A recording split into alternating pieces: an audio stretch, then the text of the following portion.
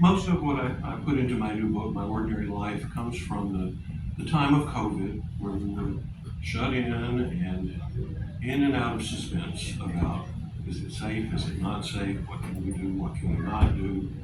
And, some of the things that come out of that, at least for me, I developed a healthy sense of horror in terms of going out into the world and trying to maintain my health as an older person. But I also had a lot of time to just be. I tended to be a busy person before, and this just slowed me down.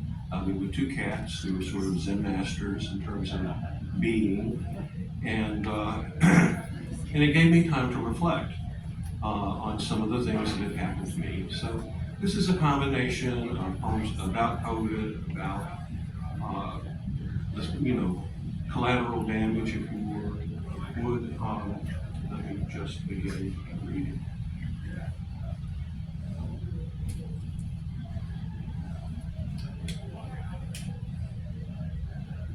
I put myself on a point system, like Weight Watchers. Only these points are similar to being in a war zone and going out for food or medicine. I can go for groceries once a week if I go at the right time. I check the parking lot of the grocery store, and if it is full, I go home. Today, I mailed packages and tried to fax some documents. The packages went out. The fax failed. Not happy about that. 0 points for Zoom, like vegetables. I can have all the Zoom I want, like celery. And though I like celery, and I purchase it when I spend points at the groceries, the peanut M&Ms I purchased at FedEx, where I ship my packages, was confounding and was confounded in my faxing were only slightly consoling. I spent 3 hours on a Zoom conference this evening, and although it is better than nothing, I could not smell or taste anything.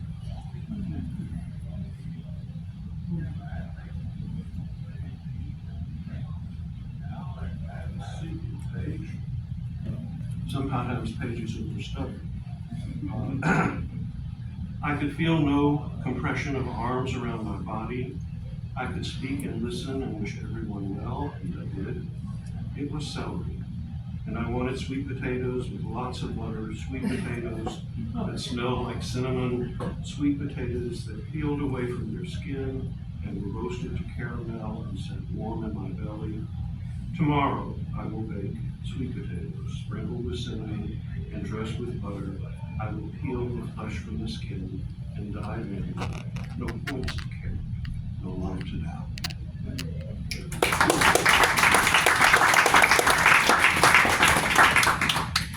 It's very nice to be back here. This is such a lovely community, and to hear different poets with very different voices. I've had very happy ears. This is a poem I wrote about an experience I had in Athens. You know how during the pandemic we were on again, off again. You could go out and do things, and be in public and be around people, and then the next week there'd be a new variant, and we'd be waiting for a new vaccine in order to regain our immunity.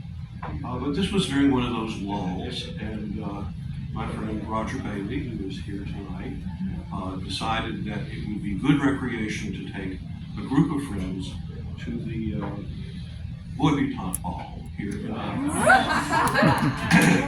and it was quite an evening. This is called drag. Drag means to pull. I used to have a dog named Blues. When we would go out for walks, she would drag me as we left the apartment, and I would drag her as I brought her home. If a dog were a contest, it is about resistance.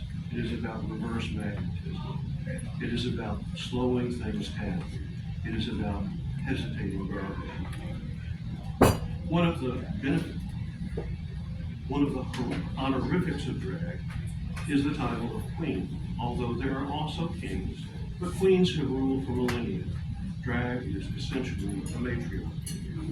The queens deceive with quickness, closeness, fast banter, and yet are pulling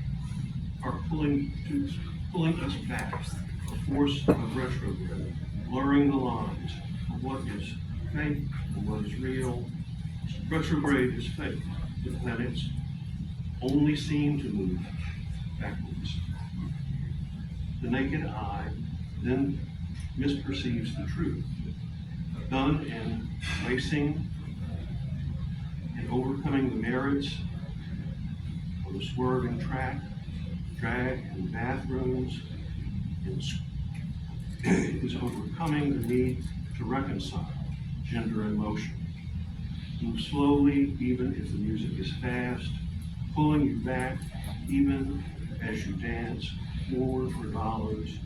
Your charm is in seeming to be above the applause. Your grace is the grace of resting on the fall. Yeah.